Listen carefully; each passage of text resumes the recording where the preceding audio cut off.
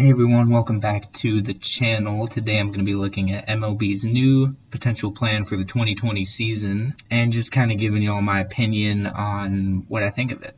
For those new here, this might be the first time you're seeing me or hearing me. This is what I look like and sound like. I don't talk all that much on my Instagram page or my channel. I do live streams sometimes, but that's really about it. But you didn't come here to see me.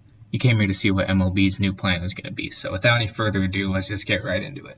So first and foremost, they do not want to start any later than July 2nd, which is good, and their goal is ideally late June. They want to do about 100 or so games, put teams back in their old ballparks, and no fans. Probably the most radical change, however, is this division realignment.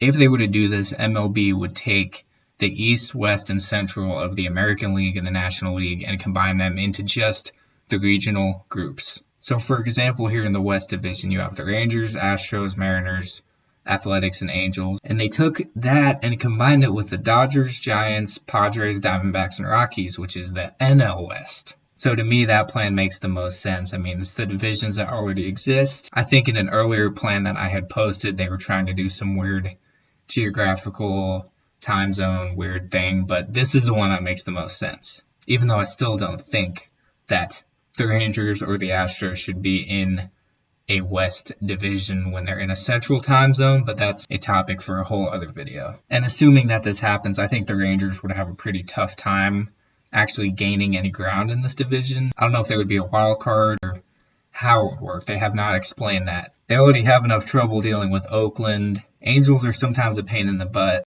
and the Astros cheated though, so it's okay. And on top of that, you'll have the Dodgers who win about 100 games every single year. The Padres who are on the come up right now. They did pretty well last year. And the Diamondbacks who aren't half bad. And then you've got the East and the Central, which would make for some interesting matchups. The important thing is that they kept a lot of the Red Sox, Yankees, Astros, Rangers. They kept some of the good rivalries. And while there's going to be no fans for the entirety of the regular season, they do hopefully plan on having a couple thousand fans during the postseason. And really, the rest of this article goes on to talk about how optimistic everyone is at this point about this plan. I believe it was a couple of MLB executives who told news reporters about this, but they wanted to stay anonymous since nothing had been confirmed officially by MLB yet. If you follow me on Instagram, you would have seen that I posted about this, and I do like the plan, I really do. It would keep it pretty close to what baseball normally is while still being able to do it within the safe environment and helping prevent the spread of COVID-19. And speaking of other plans, earlier today while I was recording this, it was reported that MLB expects to use home stadiums for a continuation of spring training if they go through with the plan that I just read over. It would be really nice to see this because we didn't even get to finish spring training.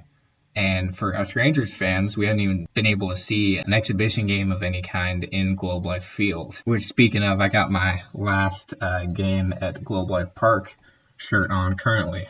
So that'd be really nice to see. And it's good news for us Rangers fans that they're going to use the actual ballparks for the 2020 season. Also, the rest of the spring training games will probably just be intra-squad kind of practice things just to get the players back in the flow of it all. The last big thing that this article talks about is that umpires will probably have to take a 35% pay cut. I did not realize how much they make. This says their maximum salary is $432,800, which is quite a lot. Their minimum is $110,000, which is also a lot, but this article compares it to the major league minimum salary, which is about $500-something thousand.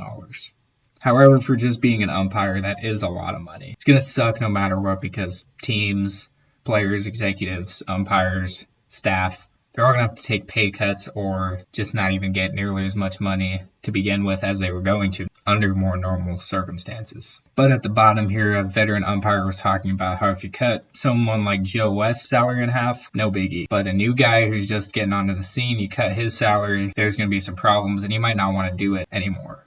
So that's about it for as far as anything that has been reported in terms of a 2020 season. Official or not, we'll see. But obviously these are trustworthy sources, and they wanted to just stay anonymous. Hey guys, me from the future here. As I was about to release this video, they actually did reach an agreement with umpires about how to pay them for the 2020 season. So essentially they're going to be paid a prorated share of their normal salary over the course of a 182-day season. They've already been paid up from January to April, and they're going to be paid about half of their normal salary for the month of May. I'm going to leave that article in the description box below. But yeah, I just wanted to hop in and update that since what I just talked about is not exactly relevant anymore. So back to the video. And one more thing that I did want to talk about in this video is a proposed potential plan by Jeff Passan, who is a very well-known and very well-credited MLB insider. He came up with this 60-day tournament plan. The inspiration for this was an official that said, give us 60 days and we can put together an amazing tournament. And based on that, this is what Jeff Passan came up with. So it starts off with 4-game series against each division opponent. They take the top 2 teams from each division. And by the way, this would not change any divisions. It would still be the 6 AL, NL, and then the 3 divisions within each league. Then after that, they take the 12 teams, split them into 2 hub cities, and do a double round-robin format. Take those top 4 teams and move them on. Those would be the teams with the best records. Then you have the remaining teams from the initial series would do a single round-robin format, and the best team out of those would be the 5th seed in the playoffs, which is essentially the version of a wild card game, if you will. And if it all went according to his plan, then you would end up back at a normal MLB playoff format. So if you follow me on Instagram, which is at Texas Rangers Fanatics, then you've seen that I posted this not too long ago and was not exactly a big fan of it. I pretty much said that I almost would rather not have baseball than have this happen. But the more I've read over it and heard him talk about it, that would also be a pretty interesting and unique plan for the league just to get some baseball going. As some people have told me in DMs and comments and such, they would rather just have any baseball than none. They don't care what they would have to do, be it a tournament like this or a shortened season or whatever it may be. So that's really all I wanted to talk about in this video, guys. If you enjoyed, be sure to drop a like. Leave a comment below, let me know what you think about all these updates and what you make of it, really. Also, let me know if you guys want to see more videos like this. I'm going to probably start doing more as the season starts, hopefully here within the next month or so. And just to talk about where the Rangers are at and what else might be going on in the season. Be sure to follow me on Instagram and Twitter and subscribe for more stuff like this and more compilations. I'll have the links to everything seen in this video as well in the description box. Thank you for watching, guys, and hopefully I'll talk to you soon.